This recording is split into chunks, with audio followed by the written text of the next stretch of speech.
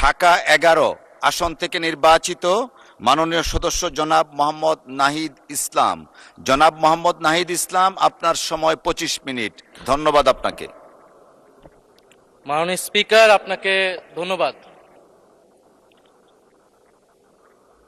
মাননীয় স্পিকার, বক্তব্য ভেবেছিলাম শুরু করব অন্য বিষয় নিয়ে, কিন্তু আজকের অধিবেশনের দিনের আলোচনায় আমাদেরকে আরো বেশি অবাক করলেন মাননীয় অর্থমন্ত্রী। ফলে অর্থ সেক্টরের কিছু কথা, কিছু বক্তব্য দিয়ে আলোচনা শুরু করছি। আমরা যখনই ব্যাংকিং খাত বা অর্থ সেক্টরের আর্থিক খাতের কথা আসে, মাননীয় অর্থমন্ত্রী একটা বাক্যই বারবার বলেন যে বিএনপির সময়ে এরকম কোনো রেকর্ড নাই যে আর্থিক খাতে বিশৃঙ্খলা হয়েছে। উনি কিছুক্ষণ আগে অস্বীকার করলেন যে বাংলাদেশ ব্যাংকের গভর্নর একটা রাজনৈতিক নিয়োগ, তাদের দলের নির্বাচন কমিটির সদস্য, এবং তিনি এটা অস্বীকার করলেন। আমি মাননীয় স্পিকার টিআইবির একটা তথ্য আপনাদেরকে দিচ্ছি। বর্তমান সরকারি দলের যারা নির্বাচনের প্রার্থী হয়েছেন তাদের 59.41% ঋণগ্রস্ত, এবং যার বেশিরভাগ হচ্ছে সরকারি দলের। সংসদ সদস্যদের 11,000 কোটি টাকার বেশি ঋণ রয়েছে, যার অধিকাংশই সরকারি দলের। এদের অধিকাংশই ঋণ খেলাপি ছিলেন, নির্বাচনের আগে কিছু টাকা ঋণ দিয়ে পুনঃতফসিল করে নিয়েছেন। এবং বর্তমান যে বাংলাদেশ ব্যাংকের গভর্নর, তার স্পেশালিটিটা কি? তার স্পেশালিটি হচ্ছে এই ঋণ পুনঃতফসিল করা, এটাতে তিনি এক্সপার্ট। ফলে তাকে বাংলাদেশ ব্যাংকের গভর্নর কেন দেওয়া হয়েছে এটা খুব পরিষ্কার মাননীয় স্পিকার। এই যে হাজার হাজার কোটি টাকার ঋণ, সেই ঋণগুলো যাতে ঋণ পুনঃতফসিল করতে পারে, সেই সুযোগ সুবিধাটা করে দেওয়ার জন্যই বাংলাদেশের ইতিহাসে প্রথমবারের মতো একজন ব্যবসায়ীকে বাংলাদেশ ব্যাংকের গভর্নর দেওয়া হয়েছে। ফলে জাতির সামনে এই জিনিসগুলো পরিষ্কার হয়েছে। এখন সামনের আর্থিক খাতে আরো নিয়োগ তারা কি বিবেচনায় দিবেন, এই জন্য আমরা তাদের উপর আর আস্থা রাখতে পারছি না মাননীয় স্পিকার। মাননীয় স্পিকার, রাষ্ট্রপতির উপর ধন্যবাদ জ্ঞাপন বক্তব্য। রাষ্ট্রপতির বক্তব্য আমি শুনিও নাই, পড়িও নাই, এবং সেই বক্তব্য দেওয়ার সুযোগ করে দেওয়াকে আমরা প্রত্যাখ্যান জানিয়েছিলাম। আমরা খুব স্পষ্টভাবে বলেছিলাম যে এই রাষ্ট্রপতি অপসারণ প্রয়োজন, তাকে গ্রেফতার করা প্রয়োজন। এই রাষ্ট্রপতির আর কোনো অধিকার নেই বঙ্গভবনে থাকার, এইখানে এসে বক্তব্য দেওয়ার। প্রেসিডেন্ট শাহাবুদ্দিন চুপ্পু, তার কিছু কুকীর্তির কথা মাননীয় স্পিকার হাউসের সামনে তুলে ধরছি। তিনি দুদকের কমিশনার ছিলেন। তাকে দুদকের কমিশনারের করা হয়েছিল 3টে অ্যাসাইনমেন্ট দিয়ে। 1 নম্বর হচ্ছে খালেদা জিয়া এবং তারেক রহমানের বিরুদ্ধে দুর্নীতির অভিযোগের শাস্তি নিশ্চিত করা। 2 নম্বর পদ্মা সেতুর দুর্নীতির অভিযোগ থেকে আওয়ামী লীগকে ক্লিন শিট দেওয়া। 3 নম্বর ফখরুদ্দিন মঈনুদ্দিন সরকারের সময় শেখ হাসিনা সহ আওয়ামী লীগ নেতাদের বিরুদ্ধে হওয়া দুর্নীতির মামলাগুলোকে বাতিল করে দেওয়া। এমন একজন ব্যক্তিকে বিএনপি সরকার রাষ্ট্রপতি হিসেবে এখনো মেনে নিচ্ছে মাননীয় স্পিকার। আরেকটি ঘটনা বলি, 2009 সালে শেখ হাসিনার ক্যাঙ্গারু আদালতের নির্দেশে এই শাহাবুদ্দিন চুপ্পুর নেতৃত্বে 3 সদস্যের judicial inquiry commission on minority torture in 2001 করেছিল শেখ হাসিনার ক্যাঙ্গারু কোর্ট। এই প্রতিবেদন অনুসারে বিএনপির 26,000 বিএনপির নেতাকর্মীকে 2001 সালে ক্ষমতায় এসে কয়েক হাজার হিন্দুকে তারা হত্যা করেছে, এজন্য দায়ী করা হয়েছিল মাননীয় স্পিকার। এবং আওয়ামী লীগ এই রিপোর্ট দেশে বিদেশে এই রিপোর্ট ফেরি করে তারা নিজেদের এখানে ক্ষমতায় থাকাটাকে পাকাপোক্ত করেছিল। মাননীয় স্পিকার, এই রাষ্ট্রপতি চুপ্পু এস আলমের হাতে ইসলামী ব্যাংকে তুলে দেওয়ার কারিগর, 2 কোটি আমানতকারীকে পথে বসিয়েছিল। এবং জুলাই গণহত্যার সময় তার ভূমিকা, ফ্যাসিবাদের সাথে তার সংশ্লিষ্টতা সবকিছু আমরা জানি। আমাদের দুর্ভাগ্য, এই দুর্নীতিবাজ, অপদার্থ, মিথ্যুক, গণহত্যার দোষর এখনো বাংলাদেশের রাষ্ট্রপতি। একটা আলোচনা কয়েকবার এসেছে যে রাষ্ট্রপতির অধীনে কেন শপথ নিয়েছি আমরা বলতে এখানে ব্যক্তিগতভাবে আমার কথাই বলেছে, কারণ আমি এখানে শপথ নিয়েছিলাম। তো মাননীয় স্পিকার, সেই সময় প্রেক্ষাপট আর এখনকার প্রেক্ষাপট কি এক? জুলাই গণ অভ্যুত্থানের পরে, 5ই আগস্টের পরে আমাদের সামনে 2টা অপশন ছিল। আমরা বলেছিলাম জাতীয় সরকার করতে হবে, সেই জাতীয় সরকারের প্রস্তাব বিএনপি নাকচ করে দিয়েছে। আমাদের সামনে আরেকটা অপশন ছিল ক্ষমতা আর্মির হাতে তুলে দেওয়া। যদি আমরা সেই দিকে আগাতাম আজকে তারা এখানে বসতে পারতেন কিনা মাননীয় স্পিকার সেটা সন্দেহ আছে। দেশের স্বার্থে, দেশের স্থিতিশীলার স্বার্থে আমরা সেই সময় সরকারে গিয়েছিলাম, আমরা শপথ নিয়েছিলাম, কিন্তু বৈষম্যবিরোধী ছাত্র আন্দোলন খুব স্পষ্টভাবে 2024 সালে কিন্তু এই রাষ্ট্রপতির অপসারণ চেয়েছিল। সেই সময় সাংবিধানিক ধারাবাহিকতার কথা বলে রাষ্ট্রপতির পক্ষে অবস্থান নিয়েছিল বিএনপির মহাসচিব মির্জা ফখরুল আলমগীর সাহেব, তিনি নিজেই কথা বলেছিলেন। ফলে এখন তো একটা নির্বাচিত সরকার মাননীয় স্পিকার, এখন তো চাইলেই বিএনপি রাষ্ট্রপতি পরিবর্তন করতে পারে সরকার, এবং আমরা বিশ্বাস করি বিএনপিতে সেই ধরনের যোগ্য আস্থাভাজন ব্যক্তি নিশ্চয়ই রয়েছে। এবং সরকার দলের সদস্যরা অনেকে গৌরবের সাথে বলেছেন যে যেই রাষ্ট্রপতি জিয়াউর রহমানের বিরোধিতা করেছেন সেই রাষ্ট্রপতি এখন জিয়াউর রহমানের প্রশংসা করছে। মাননীয় স্পিকার, গাধাকে দিয়ে আপনি হাল চাষ করিয়ে এটার মধ্যে কোনো বাহাদুরি নাই। এটা আপনাদের দেউলিয়ত্ব, সরকারের দেউলিয়াত্ব যে সরকার এখনো রাষ্ট্রপতি পরিবর্তন করতে পারছে না। মাননীয় স্পিকার, এই অধিবেশনের পুরোটা সময় জুড়ে আমরা সংস্কার, গণভোট, জুলাই সনদ, 72-এর সংবিধান নিয়ে অনেক কথা বলেছি। এবং একটা বিষয় আমার কাছে খুবই অদ্ভুত লেগেছে, কিছু মাননীয় সংসদ সদস্য তারা 72-এর সংবিধানকে 71-এর সাথে মিলিয়েছেন। মাননীয় স্পিকার, আমার জানা নেই আসলে তারা কোন বিবেচনা থেকে এটি মিলিয়েছেন। এটা তো সবসময় আওয়ামী লীগ মিলিয়েছে মাননীয় স্পিকার। তারা 72-এর সংবিধানকে 71-এর ফসল হিসেবে 71-এর চেতনার সাথে মিলিয়েছে। 72-এর মূলনীতিকে 71-এর মূলনীতি বলে 71-এর আদর্শ হিসেবে প্রচার করেছেন। আমরা তো সেটার বিরোধিতা করেছি মাননীয় স্পিকার সবসময়, এবং বিএনপির বহু নেতা এটার বিরোধিতা করেছে মাননীয় স্পিকার। 72-এর সংবিধানের ক্রিটিসিজম, সমালোচনা 72 সাল থেকেই বাংলাদেশে শুরু হয়েছিল। গত 16 বছর এই সমালোচনা তৈরি হয়েছিল। 72-এর সংবিধানের সমালোচনা মোটা দাগে 3টি। প্রথমত, এই সংবিধান স্বাধীন বাংলাদেশের নির্বাচিত প্রতিনিধিরা প্রণয়ন করে নাই। আমি সরকারি দলের মাননীয় সংসদ সদস্য ব্যারিস্টার নওশাদ জমির সাহেবের সাথে, ওনার সাথে আমি সহমত পোষণ করে বলতে চাই, একটা স্বাধীন দেশের শাসনতন্ত্র রচনা করার অধিকার, সুযোগ সেই দেশের নির্বাচিত প্রতিনিধিদের হওয়া উচিত। 72-এর সংবিধান রচনা করেছিল যারা 70-এর নির্বাচনে আইয়ুব খানের এলএফের অধীনে যারা নির্বাচিত হয়েছিল পাকিস্তানের শাসনতন্ত্র রচনা করার জন্য মাননীয় স্পিকার। দ্বিতীয়ত, এই 72-এর সংবিধান ইনহেরেন্টলি এটা একটা আনডেমোক্রেটিক কনস্টিটিউশন। একজন ব্যক্তির হাতে সকল ক্ষমতা অর্পণ করা হয়েছিল মাননীয় স্পিকার। সেই সময় শেখ মুজিবকে সামনে রেখে এই সংবিধান তৈরি করা হয়েছিল। একজন ব্যক্তির হাতে সংসদের ক্ষমতা, নির্বাহী বিভাগের ক্ষমতা, এমনকি বিচার বিভাগের ক্ষমতাও নানা কায়দা করে তার হাতে তুলে দেওয়া হয়েছিল মাননীয় স্পিকার। ফলে স্বৈরতন্ত্রের বীজ কিন্তু সেই 72-এর সংবিধান থেকে বাংলাদেশে শুরু হয়েছিল। এবং সবচেয়ে ইম্পর্টেন্ট, এই সংবিধান হচ্ছে মুজিববাদী আদর্শ দ্বারা রচিত হয়েছিল মাননীয় স্পিকার। 71-এর আদর্শ কিন্তু 4 নীতি ছিল না মাননীয় স্পিকার। 71-এর আদর্শ ছিল সাম্য, মানবিক মর্যাদা, সামাজিক ন্যায় বিচার। 72-এর সংবিধানে এসে বলা হলো জাতীয়তাবাদ, বাঙালি জাতীয়তাবাদ, ধর্মনিরপেক্ষতা, গণতন্ত্র এবং সমাজতন্ত্র, এবং এটার বিরুদ্ধে বিদ্রোহ করেছিলেন মেজর জিয়াউর রহমান। মাননীয় স্পিকার, আজকে বিএনপি তার ফান্ডামেন্টাল জায়গা থেকে সরে যাচ্ছে মাননীয় স্পিকার। শুধু জামাত ইসলাম 72-এর বিরোধিতা করেছে বলে কি বিএনপি এখন আওয়ামী লীগের পজিশনে চলে গিয়েছে? আমাদের জানা নেই মাননীয় স্পিকার। 72-এর সংবিধানের বিরোধিতা করেছেন বদরুদ্দিন উমর, 72-এর সংবিধানের বিরোধিতা করেছেন মাওলানা ভাসানী, 72-এর সংবিধানের বিরোধিতা করেছেন কমরেড মুজাফফর আহমেদ, 72-এর সংবিধানের বিরোধিতা শত শত মুক্তিযোদ্ধারা করেছেন মাননীয় স্পিকার। ফলে এই 72-এর সংবিধানকে বাতিল করার একটা সুযোগ আমাদের এসেছিল 1975 সালের সিপাহী জনতার বিপ্লবের মধ্য দিয়ে। জিয়াউর রহমানের এটা একটা ঐতিহাসিক ভুল বলবো মাননীয় স্পিকার, তার প্রতি সম্মান রেখে, যে আমরা সেই সময় সেই অপরচুনিটি মিস করেছি। আমরা একটা গণপরিষদ দিয়ে নতুন সংবিধান করতে পারি না, এবং এই অপরচুনিটি আমরা এই 24-ও মিস করেছি এবং এখনো করতে যাচ্ছি মাননীয় স্পিকার। মাননীয় স্পিকার, 5ই আগস্টের পরে যখন সংস্কারের আলোচনা আসলো,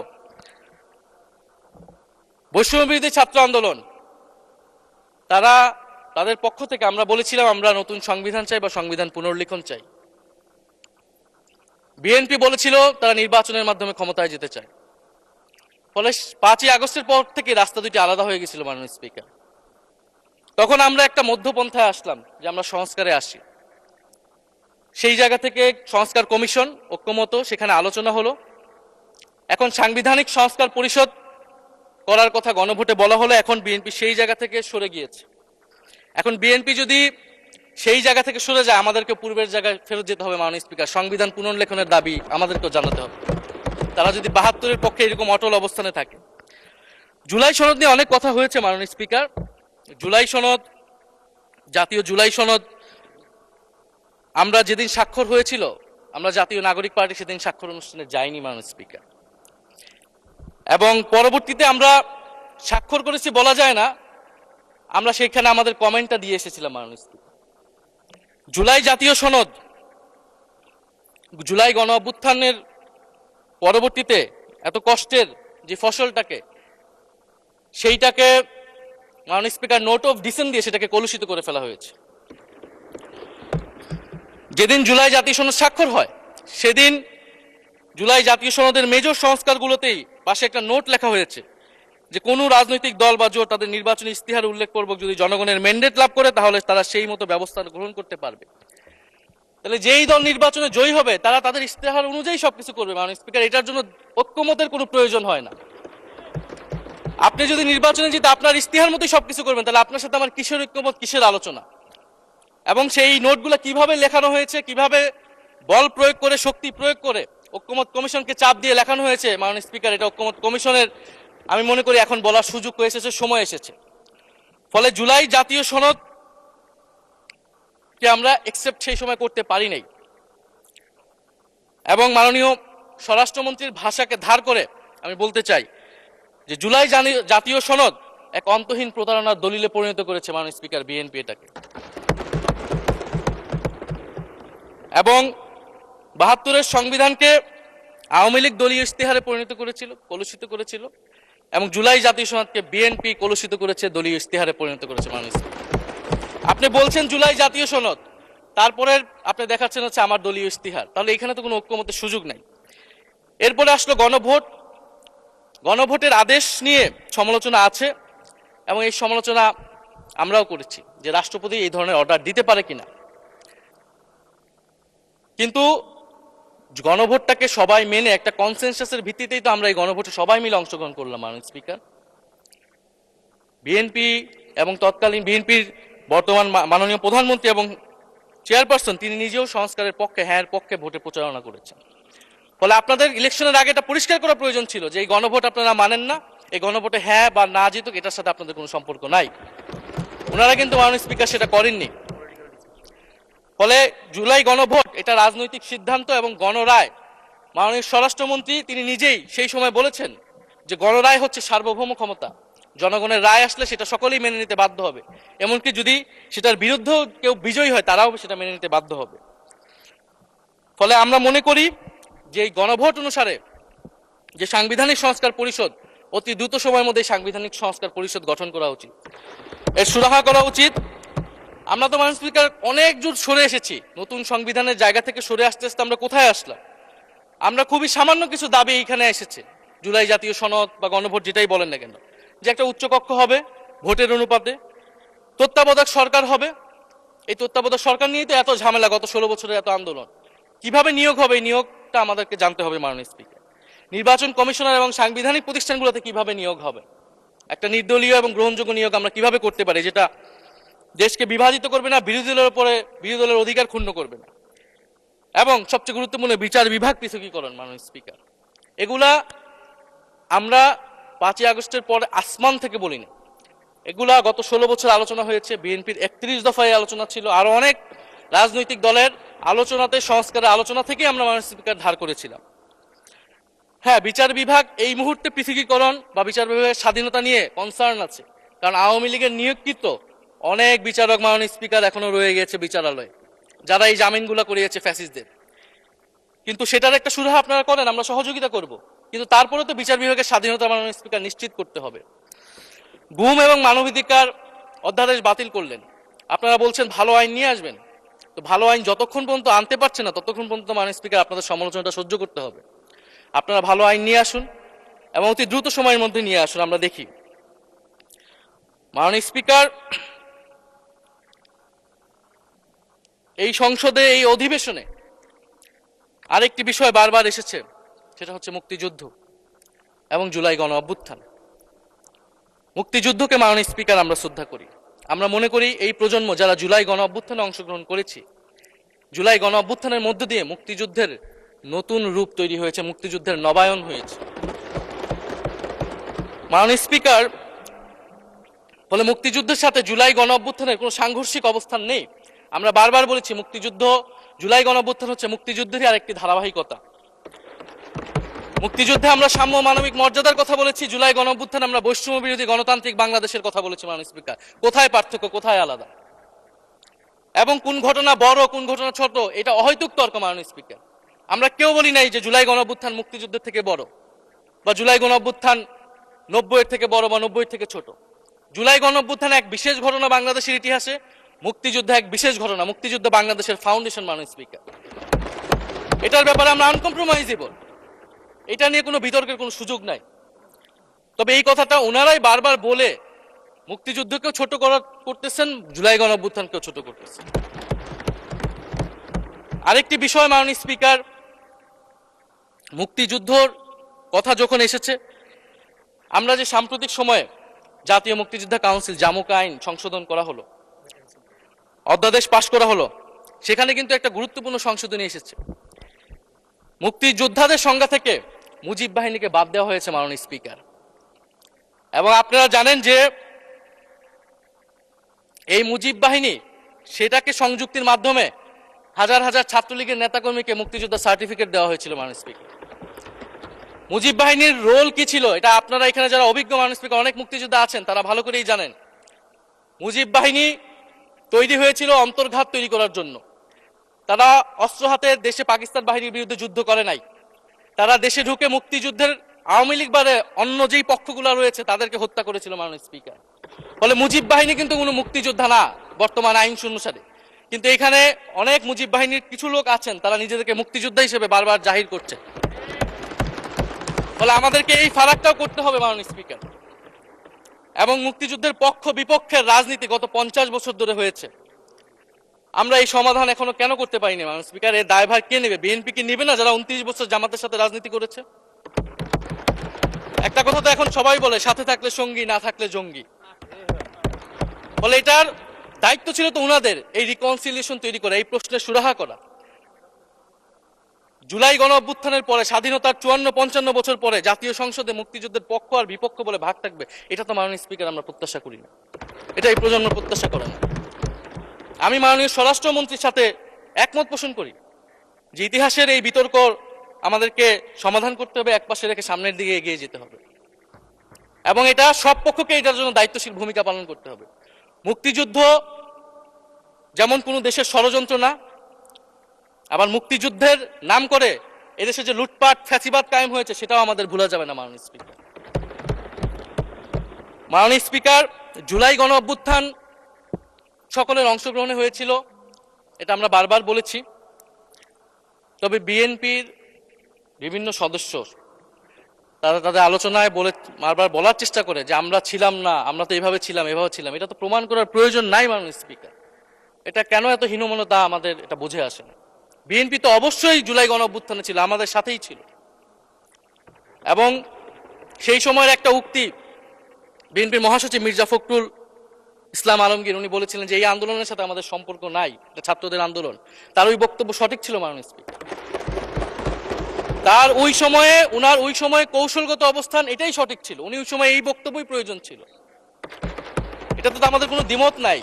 মাননীয় স্পিকার, আমাকে ডিজিএফআই, ডিবি, এসবি, বাংলাদেশের হেন কোনো গোয়েন্দা সংস্থা নাই যারা আমাকে ইন্টারগেশন করেছে, টর্চার করেছে, এবং একটা কথা বারবার বলানোর চেষ্টা করেছিল যে এই আন্দোলন বিএনপি জামাতের আন্দোলন, যারা আগুন লাগিয়েছে তারা বিএনপি জামাতের সন্ত্রাসী। এটা একবার তোমরা শুধু বলো।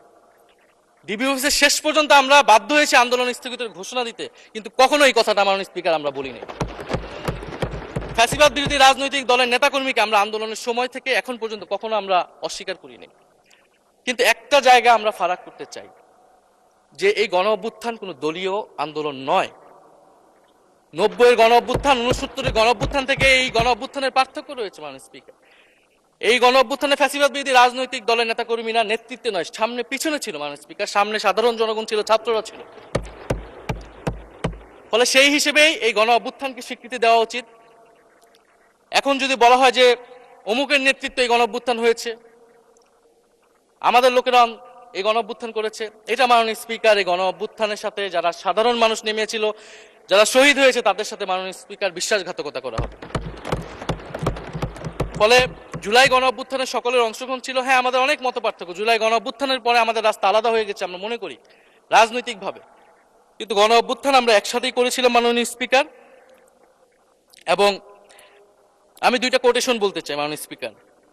7ই আগস্টে নয়াপল্টনের সমাবেশে জনাব তারেক রহমান ভার্চুয়ালি যুক্ত হয়ে বলেন, 1971 ছিল স্বাধীনতা অর্জনের আন্দোলন, আর 2024-এর আন্দোলন হলো সেই স্বাধীনতা ও সার্বভৌমত্ব রক্ষার আন্দোলন। এই আন্দোলনে অংশ নেওয়া প্রতিটি ছাত্র জনতা আজ থেকে নতুন দিনের মুক্তিযোদ্ধা।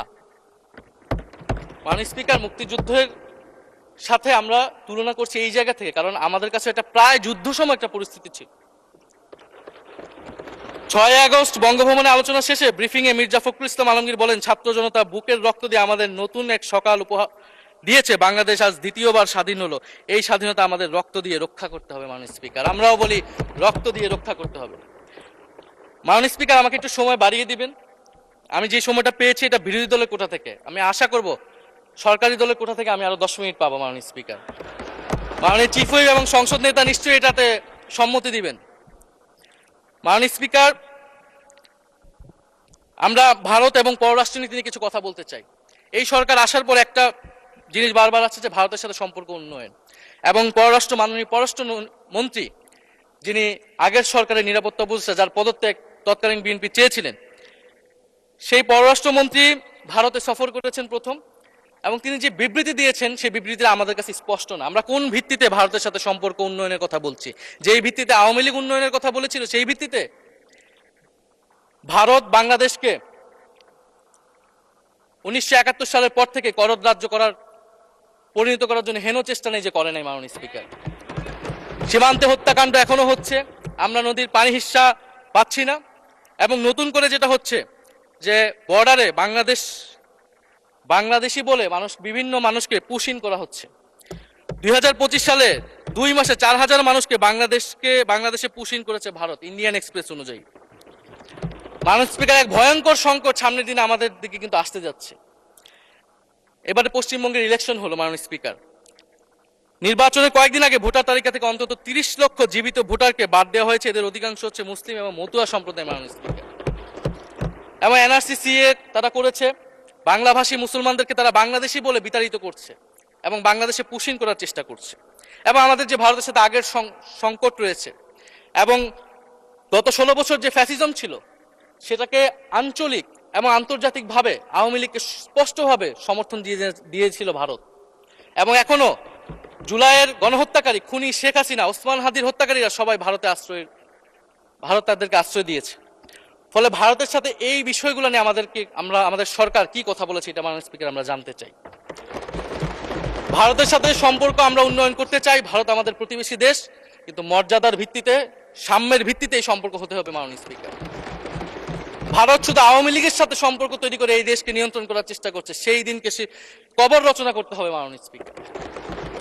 ফলে এটা আমরা বুঝতে পারতেছি না ভারত বিএনপির সাথে বা বর্তমান সরকারের সাথে তার সম্পর্কের ভিত্তিটা কি, এবং বর্তমান সরকার আমার এই কথাগুলো যেগুলো আমি বললাম সেগুলো নিয়ে ভারতের সাথে কথা বলেছে কিনা মাননীয় স্পিকার।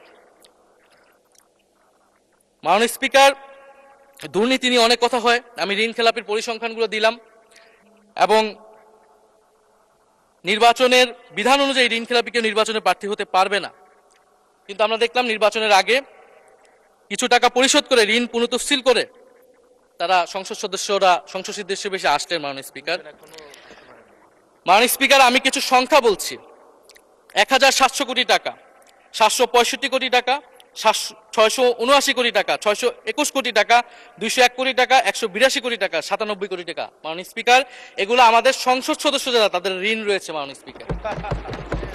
এবার আমি নাম বললাম না, কিন্তু পরের সেশনে কিন্তু মাননীয় স্পিকার আমি নাম ধরেই কথা বলবো, এগুলা ফ্যাক্ট, এবং এখনো 2 জন আসতে পারে নাই এই কারণে। এখন দুর্নীতির বিরুদ্ধে তো যুদ্ধ ঘোষণা হয়েছে, এখন এই ঋণগুলো কবে বাংলাদেশের জনগণ ফেরত পাবে, বাংলাদেশের ব্যাংক ফেরত পাবে মাননীয় স্পিকার, এটা আমরা জানতে চাই। মাননীয় স্পিকার যদি সময় একটু বাড়িয়ে দেন।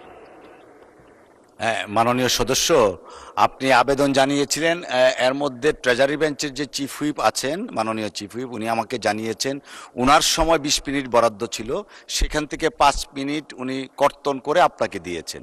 তো আপনি 5 মিনিটের মধ্যে দয়া করে শেষ করবেন। থ্যাংক মাননীয় ইউ। স্পিকার, আর মাননীয় প্রধানমন্ত্রীর থেকে আরো 5 মিনিট আমি রিকোয়েস্ট করছি মাননীয় স্পিকার। আর যদি 5 মিনিটে শেষ করতে পারে আমি শেষ করে দিব, কোনো সমস্যা নেই। মাননীয় স্পিকার,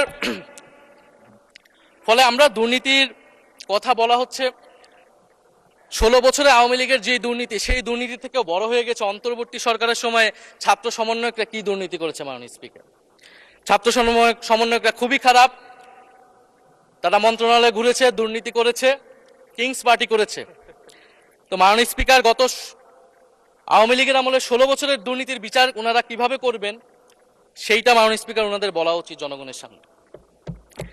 এবং আরো ভালো হয় যদি 2001 থেকে 6 সাল পর্যন্ত মাননীয় স্পিকার যে দুর্নীতির অভিযোগগুলো এসেছিল সেটারও একটা স্বচ্ছ তদন্ত মাননীয় স্পিকারের বর্তমান সরকার করে।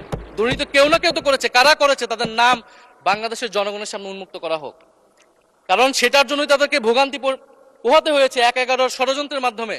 বর্তমান প্রধানমন্ত্রী, তাকেও কিন্তু দুর্নীতির মিথ্যা অভিযোগ দিয়ে মাননীয় স্পিকার তার বিরুদ্ধে মামলা করা হয়েছিল। মাননীয় স্পিকার, মাননীয় স্বরাষ্ট্রমন্ত্রীর দৃষ্টি আকর্ষণ করছে, একটু আইন শৃঙ্খলা নিয়ে কথা বলি। 2 মাসে বিএনপির হাতে খুন হয়েছে 31 জন, ধর্ষণের ঘটনা ঘটেছে 14টি, বিএনপির চাঁদাবাজির খবর এসেছে 83টি, হামলার ঘটনা এসেছে 154টি। এর একটিতেও সরকার কার্যকর কোনো ব্যবস্থা গ্রহণ করেনি। মাননীয় স্পিকার, শাহবাগ থানার সামনে ঢাকা বিশ্ববিদ্যালয়ের সাংবাদিক সমিতির কয়েকজন সদস্যকে বেধড়ক মারধর করেছে ছাত্র দলের নেতাকর্মীরা, এবং এটার এখনো কোনো মামলা নেয়নি। মাননীয় স্বরাষ্ট্রমন্ত্রী যদি জানান এই মামলাটা কেন নেওয়া হচ্ছে না। থানার ভিতর প্রবেশ করে ওসির রুমে ডাকসুর 2 জন নির্বাচিত প্রতিনিধিদের উপর হামলা করা হয়েছে। মাননীয় স্পিকার, ঢাকা বিশ্ববিদ্যালয়ের সাংবাদিক সমিতি, মাননীয় স্পিকার আপনি জানেন আপনি ঢাকা বিশ্ববিদ্যালয়ের ছাত্র, মহসিন হলের, আমিও মহসিন হলের ছাত্র। মাননীয় স্পিকার, ঢাকা বিশ্ববিদ্যালয়ের সাংবাদিক সমিতির একটা বড় ভূমিকা আছে বাংলাদেশের গণতান্ত্রিক আন্দোলনগুলোতে, আমাদের বিশ্ববিদ্যালয়ের গণতান্ত্রিক আন্দোলনগুলোতে।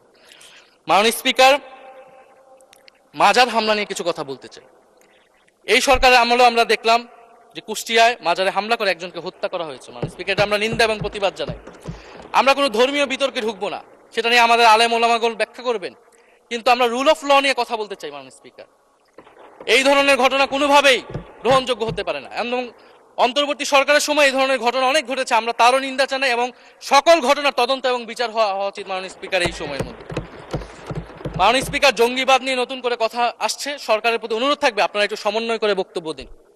স্বরাষ্ট্রমন্ত্রী বলছেন জঙ্গিবাদ নেই, আবার মাননীয় প্রধানমন্ত্রীর উপদেষ্টা বলছেন জঙ্গিবাদ আছে, জঙ্গি আছে। তো ওনাদের বক্তব্যটা পরিষ্কার হলে আমরাও এই বিষয়ে আমাদের অবস্থান বা বক্তব্যটা পরিষ্কার করতে পারবো। তবে একটা জিনিস, যে জঙ্গিবাদের বিরুদ্ধে আমাদের জিরো টলারেন্স। মাননীয় স্পিকার, এটা বাংলাদেশের সিকিউরিটি প্রশ্ন, এবং এটা সরকার এককভাবে ডিল করতে পারবে না, এটা জাতীয় ঐক্য লাগবে, এবং সরকারকে আমরা সর্বাত্মকভাবে সহযোগিতা করবো এই বিষয়ে। তবে বিগত আমলের মতো এবং ওয়ারেন্ট টেররের প্রজেক্ট হিসেবে যাতে বাংলাদেশে কোনো জঙ্গিবাদের নাটক না হয় মাননীয় স্পিকার, এটাও আমাদের মাথায় রাখবে। মাননীয় স্পিকার, আমাদের দেশের প্রধান একটা জনগোষ্ঠী হচ্ছে কৃষক, আমরা সবাই কৃষক পরিবারের সন্তান। সরকার কৃষি কার্ড দিচ্ছে, এটা সরকারকে সাধুবাদ জানাই। তবে সরকার গত বছরের যে দামে কৃষক থেকে ধান এবং চাল কিনেছে, এই বছর ঠিক একই দামে কৃষক থেকে ধান কিনছে, এটার ফলে কৃষকদের কিন্তু মাননীয় স্পিকার লোকসান হচ্ছে। ডিজেলের দাম বৃদ্ধি হয়েছে, সেচ খরচ, সার, বীজ, শ্রমিক মজুরি সব মিলিয়ে মাননীয় স্পিকার বোরো মৌসুমে ধানের উৎপাদন খরচ উল্লেখযোগ্যভাবে বেড়েছে। একদিকে কৃষি কার্ড দিবেন, আরেকদিকে ধানের ন্যায্য মূল্য আপনারা কৃষককে দিবেন না, এটা মাননীয় স্পিকার কোনো সমাধান বলে আমরা মনে করি না। মাননীয় স্পিকার, আমরা জুলাই গণহত্যার বিচার নিয়ে মাননীয় আইনমন্ত্রীকে এখন পর্যন্ত কোনো ব্রিফিং মাননীয় সংসদে করতে শুনি নাই, হয়তো আমরা মিস হয়ে যেতে পারে। আমরা আশা করব উনি প্রতি অধিবেশনে সংসদে এবং সংসদের বাইরে, আমাদের ট্রাইব্যুনালের চিফ প্রসিকিউটর আছেন, মাননীয় আইনমন্ত্রীর থেকেও আমরা জুলাই গণহত্যার বিচার প্রক্রিয়া কতটুকু আগাচ্ছে, কিভাবে আগাচ্ছে, এটা নিয়ে আমরা স্বচ্ছ বক্তব্য ওনাদের কাছ থেকে, সরকারের কাছ থেকে মাননীয় স্পিকার আশা করি। আমরা আশা করি মাননীয় স্পিকার, যে জুলাই যারা শহীদ হয়েছিলেন, শহীদ পরিবারদের যে সকল সুযোগ সুবিধা দেওয়া হয়েছিল অন্তর্বর্তী সরকার থেকে, সেই সব কিছু অব্যাহত থাকবে এবং বর্তমান সরকার সেটা আরো বৃদ্ধি করবে মাননীয় স্পিকার, শহীদ পরিবার এবং আহত যোদ্ধাদের জন্য। মাননীয় স্পিকার, আর 2 মিনিট যদি বৃদ্ধি করতেন আমি শেষ করে দিব। 2 মিনিট। জি, 2 মিনিট বৃদ্ধি করা হলো। মাননীয় স্পিকার, আমরা এই জুলাই গণ অভ্যুত্থানে এই প্রজন্ম কর্মসংস্থানের বড় একটা দাবি নিয়ে কিন্তু মাননীয় স্পিকার চাকরির আন্দোলন থেকে আন্দোলনটা শুরু হয়েছিল। ফলে আমরা আশা করব এই সরকারের সময় কর্মসংস্থানের সুরাহা হবে এবং সেটার জন্য আর্থিক খাতে দুর্নীতি বন্ধ করতে হবে, বিনিয়োগ আনতে হবে এবং চাকরিতে স্বজনপ্রীতি, দুর্নীতি এগুলো একদম বন্ধ করতে হবে মাননীয় স্পিকার, সরকারি চাকরিতে বিশেষত। মাননীয় স্পিকার, একটা বিষয় যে সরকার এখন বলে দিচ্ছে যে বিরোধী দল কিভাবে কথা বলবে, কিভাবে বিরোধিতা করবে এবং বিরোধী দলের পতনও হয়ে যাবে, এরকম কথা মাননীয় স্পিকার এই সংসদে আমাদের শুনতে হচ্ছে। তো বিরোধী দল তো মাননীয় স্পিকার সরকারের প্রেসক্রিপশন অনুযায়ী বিরোধিতা করবে না, সরকারের শিখিয়ে দেওয়ার প্রয়োজন নাই কিভাবে কথা বলবে, কিভাবে বিরোধিতা করবে।